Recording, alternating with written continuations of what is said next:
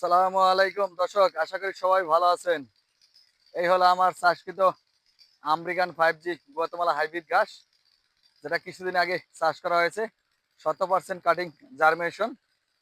100% বললেও ভুল হবে, কারণ 100%-এর উপরে যদি কিছু থাকতো তাহলে তাই হইতো।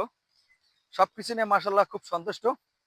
প্রত্যেকটা চারা দেখেন 100%, কোনো একটা কাটিং মিস নাই। আজকের আলোচনা এগুলো নিয়েই থাকবে, কিভাবে চাষ করলে এই চারাগুলো জার্মিনেশন আসবে। এবং আমি এখানে চাষ করছি এবং নতুন করে কিছু চারা আবার লাগাইছি, যেগুলো এখানে জার্মিনেশন হলে জমিতে নিয়ে যাব। আজকের আলোচনা এগুলো নিয়েই থাকবে, আশা করি পুরো ভিডিও জুড়ে থাকবেন ইনশাআল্লাহ।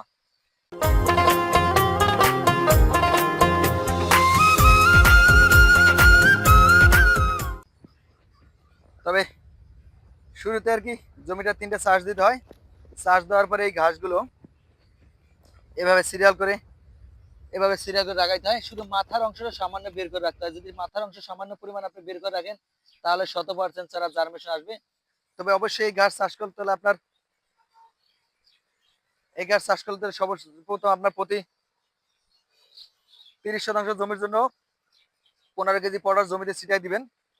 দেওয়ার পরে 30% জমির জন্য 2 কেজি ম্যাগমা, 2 কেজি গ্রোজিং, 2 কেজি থিওবিট, 20 কেজি জিপসার, 15 কেজি ইউরিয়া, 15 কেজি ডেপ, এই সারগুলো সব একসাথে নিয়ে মিক্স করবেন। মিক্স করার পরে অর্ধেক সার জমিতে ছিটাই দিবেন। ছিটাই দিয়া জমি চাষ দিয়া পাশে 4 ফিট বা 5 ফিট, লম্বায় 4 ফিট, যদি পাশে 5 ফিট দেন তাহলে লম্বায় 4 ফিট পর পর 2টা করে কাটিং দিবেন। 2টা করে কাটিং এভাবে দেবেন, এই একটা কাটিং, এই একটা কাটিং, 2টা করে কাটিং দিবেন। মাথার অংশ সামান্য পরিমাণ বের করে রাখবেন। বের করে রাখা মাটি দিয়ে ঢাইকে দিবেন। দিয়া জমিতে পর্যাপ্ত পরিমাণ পানি দিবেন। দর্শক, যত পানি বেশি দিবেন তত ঘাসের জন্য ভালো। এই দেখেন আমি এখানে চারাগুলো রোপণ করছি। এই চারাগুলো কাস্টমার ডেলিভারি দিছিলাম, নেয় নাই, এগুলো আইন আর কি আমি রোপণ করছি।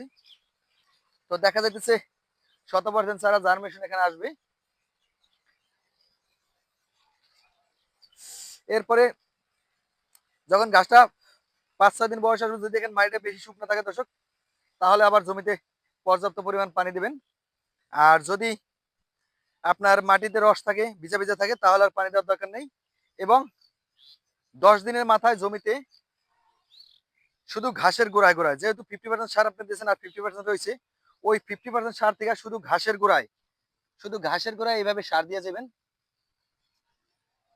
শুধু ঘাসের গোড়ায় গোড়ায় সার প্রয়োগ করবেন, তাহলে আর সমস্যা দেখা দিবে না। দেখেন দর্শক, আমি এই যে শুধু ঘাসের গোড়ায় গোড়ায় সার দিচ্ছি। তো 10 দিনের মাথায় শুধু ঘাসের গোড়ায় এইভাবে সার দিয়ে যাবেন।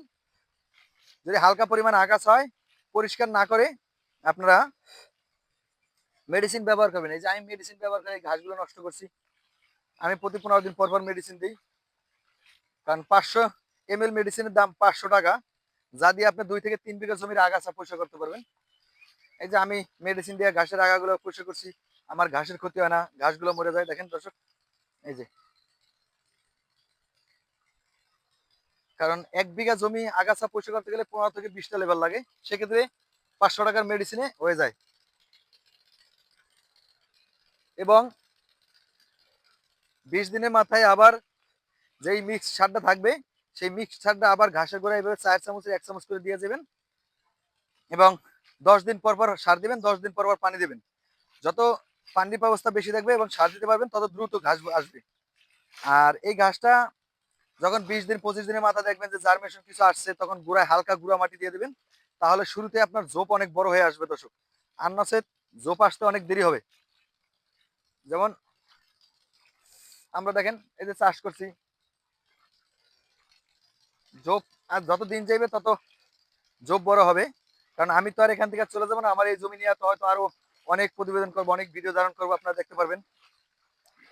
তো প্রত্যেকটা ভিডিওতে হয়তো এক এক দিনে এক একটা জমিতে যাই, এক একটা জমি ভিডিও ধারণ করি।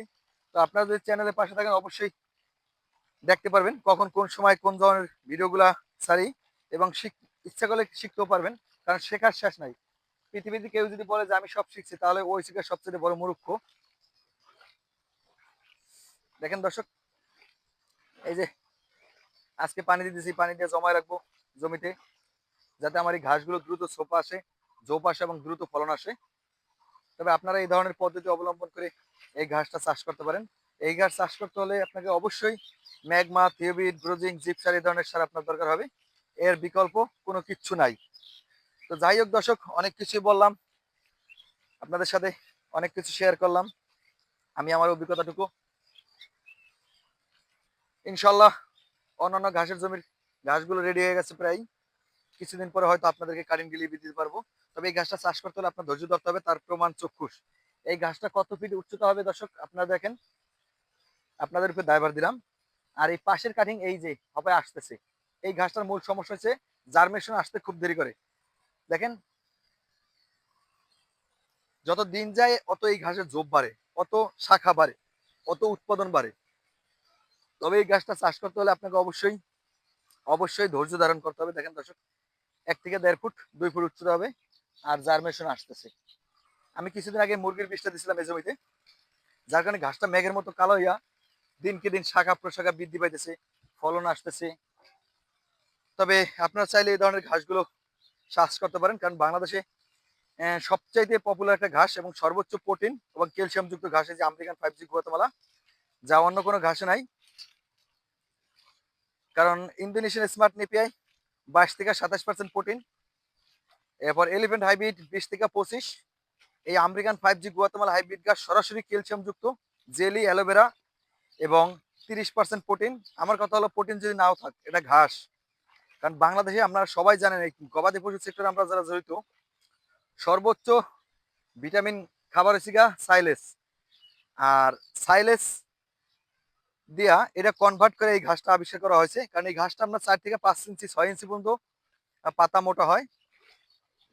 আর জোপে এক জোপে 70 থেকে 80 কেজি ঘাস হয় দর্শক। দেখেন হয়তো আজকে ভিডিও ধারণ করছি এবং আগামী 1 মাস পরে এই জমিতে দেখবেন পর্যাপ্ত পরিমাণ ঘাস, গ্যাপ থাকবে না ইনশাল্লাহ, এত পরিমাণ ঘাস হয়েছে এবং হবে। তো যাই হোক দর্শক, আজকের মতো এখানে বিদায় নিচ্ছি। সবাই ভালো থাকবেন, দোয়া করবেন এবং সার দেওয়ার সময় অবশ্যই অবশ্যই শুধু ঘাসের গোড়ায় এভাবে সার দিবেন।